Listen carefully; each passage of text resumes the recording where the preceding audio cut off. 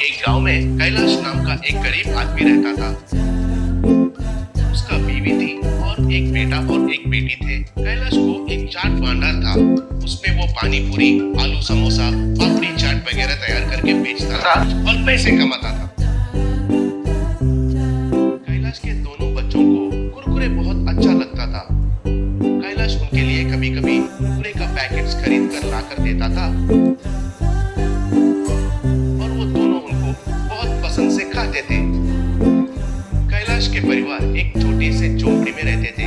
बारिश का मौसम आया तो बस उनका मुश्किलें शुरू हो जाते थे, क्योंकि बारिश का पानी छत के ऊपर से घर के अंदर गिरता था। इसके वजह से बेचारे वे सब लोग रात भर बिना नींद के गुजारते थे।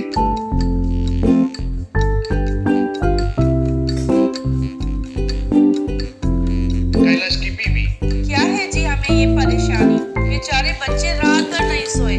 स्कूल को भेजने के लिए उठाया तो झगड़ा करके फिर से सो गए। देखिए कैसे सो रहे हैं बेचारे।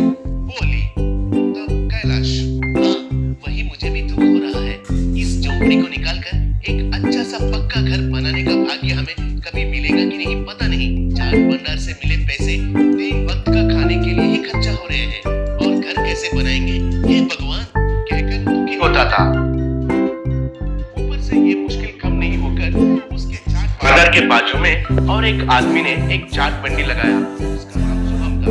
उसका चोर दिमाग था और वो लालची भी था। उसकी वजह से कैलाश का व्यापार नुकसान में चला गया और वो बहुत दुखी होने लगा। उसी गांव में धर्मराज नाम का एक बड़ा आदमी रहता था। गांव में किसी को भी कोई समस्या आने से भी वो बड़ापन से उनका समस्या सुनकर उसका समाधान देता था। सब लोग उनको बहुत सम्मान देते थे और वो जो भी कहते थे उनको मानते थे। एक दिन कैलाश ने शुभम को धर्मराज के पास लेकर आया। गांव वालों के सामने कैलाश ने उनका समस्या बताया। तब शुभम, मालिक धर्मराज साहब, मुझे एक ही जगह पर गाड़ी लगाना है कहकर कहीं लिखा है, बताइए। मुझे गाड़ी निकालने के लिए याद नहीं कह रहा है। ये कितना अन्याय है ना जी। ऐसा चालाक से कहा। तब धर्मराज, कैलाश इसके बातों में न्याय है। उसको गाड़ी निकालने के लिए कोई नहीं कह सकते हैं। चाहिए तो तुम ही कहीं और जगह पर तुम्हारा गाड़ी लगाओ। इस मामले में मैं कुछ भी नहीं कर सकता हूँ, मुझे माफ कर दो, कहा। तब कैलाश दुखी होकर उनका घर आया और उनकी बीवी को जो कुछ हुआ वो सब बताया। तब उनकी बेटी, पिताजी, कुरकुरे नहीं लाए क्या?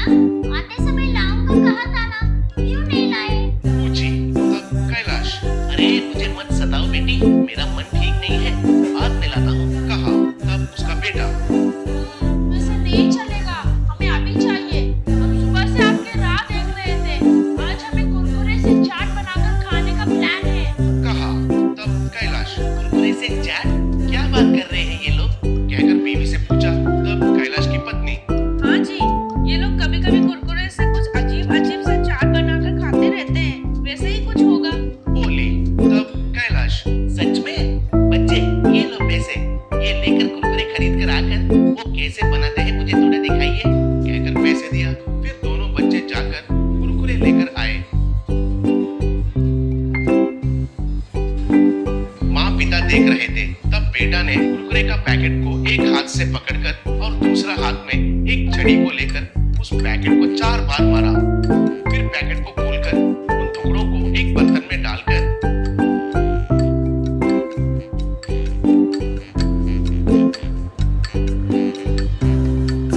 उसमें काटा हुआ प्याज, कैरेट, मिर्ची डाला और नींबू का रस डालकर चाट मसाला डालकर 1 स्पून से अच्छे से मिलाया। फिर उसको स्वाद करने के लिए पिताजी को दिया। वो खाकर कैलाश चौंक गया। वो बहुत स्वादिष्ट था। अगले दिन कैलाश धर्मराज के पास जाकर एक सील्ड कवर देकर, मालिक इसे जब जरूरत पड़ेगा तब खोलकर पढ़ने के लिए पूछता हूँ, तब तक ये आपके पास संभाल कर रखिए, कहकर उसे प्रणाम किया। फिर उसके बाद उसने अपने गाड़ी के पास एक बोर्ड लगाया। उसमें कुरकुरे मसाला चाट कहकर लिखा हुआ था। उस बोर्ड को देखकर लोग उधर क्या हो रहा है कहकर दिलचस्पी से आने लगे। शुभम को भी कुछ भी समझ में नहीं आकर देखता रह गया। सब लोग देख रहे थे। कैलाश ने कुरकुरे पैकेट को लाठी से मारा। उसके बेटे ने बनाया जैसा कुरकुरे मसाला चाट बनाकर सबको दिया। वो खाकर सब लोग एक और चाहिए कहकर चिल्लाने लगे, एक और चाहिए, एक और चाहिए। वो देखकर शुभम चौंक गया। वो भी वैसे ही करने के लिए निर्णय लिया। अगले दिन उसने भी कुरकुरे मसाला चाट का बोर्ड लगाया। वो देखकर कैलाश ने तुरंत ही धर्मराज को फोन किया। धर्मराज कैलाश ने दिया हुआ लिफाफा लेकर वहां पहुंच गया। तब कैलाश, मालिक बुलाते ही आने के लिए बहुत बहुत धन्यवाद। उस कवर में क्या लिखा है सब लोगों को सुनाई दिया जैसे एक बार जोर से पढ़िए कहा। तब धर्मराज ने उस कवर में से एक पेपर को निकालकर जोर से पढ़ना शुरू किया। आदरणीय धर्मराज जी, मैंने कुरकुरे मसाला चाट कहकर एक नया चाट का आविष्कार किया। वो बनाकर मैं बेचने के लिए सोच रहा हूँ। मैंने आविष्कार किया गया इस चाट को मेरे अलावा और कोई भी बनाकर व्यापार नहीं कर सकते हैं। दया करके इसे मेरा सबूत की तरह आपके पास रखिए। जब जरूरत पड़ेगा तब इसको खोलकर पढ़ने के लिए